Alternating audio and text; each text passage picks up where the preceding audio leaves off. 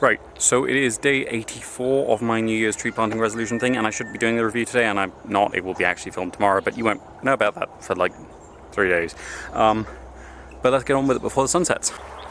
Right, so today's planting is a very simple one because I've been out all day and I kind of want to get this in before it is done. So once I've decided the area clear, what we're going to be doing is we're going to be putting in a candelabra tree, which is the Euphorbia ingens, which is one of the very large tree-forming succulents. It does actually get a certain amount of woodiness to the stem, to the point that the stem can actually be used in a very mature plant to make things like kayaks and stuff. If it's very delicately treated in the process of harvesting and cutting out, it becomes a very buoyant, light, fibrous wood. But it is one of the sort of anti-useful trees in many ways, because this is again another toxic one, which is great to have in a mixed planting because it is very poisonous. It means that something that's going to nibble it is probably not going to want to nibble anything nearby, because anything that eats this as a specialist.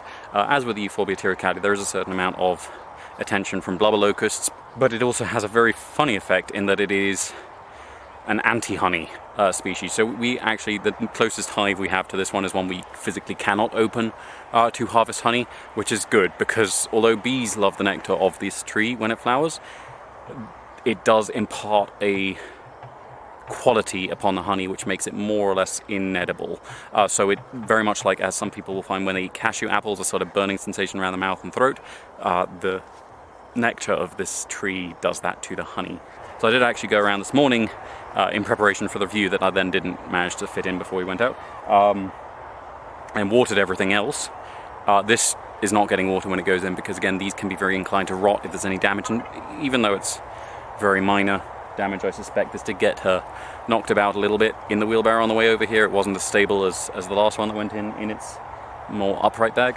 So it's quite good that it's going into dry soil, and it's going in with 3 freshly cut pieces of Moringa, which should also be happy to not have water straight away. They will tolerate it fine, I'm sure, but giving them a day or two before water hits that will not hurt them at all.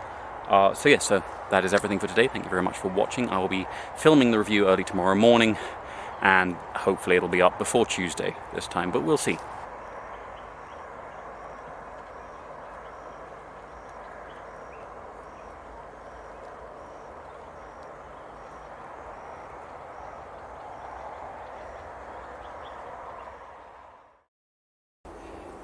So I don't want to say this is a bad pollinator, because it's not. This is the African honeybee, Apis mellifera, of the sort of Scutellata subspecies group. And you can see it's a little bit bolder than the standard European honeybee, which does mean pollen sticks to it a little less, but they, unlike a lot of insects, they do actively collect pollen, which means there's a certain advantage there in appropriately shaped flowers being visited by these. But they are quite short-tongued, which does mean that there's an awful lot of flowers where they cannot reach nectar, and their hive is active year-round. The workers never die off as they do in bees like bumblebees and other temperate social bees, which means that they always need nectar, and a lot of the time the flowers are the right length for some of the solitary bees that pop out for brief periods of the year, breed, and then die off, leaving only the pupae to survive. So honeybees are smart enough, as with a few other bees, to cut through the flowers they can't access, which means an awful lot of plants go unpollinated because honeybees have stolen the nectar without taking any pollen whatsoever. So they're not the be-all and end-all. That pun was not intended. They are good, but they are not everything. It's important to remember they are not the only pollinator, and that sometimes Save the Bees isn't talking about this one.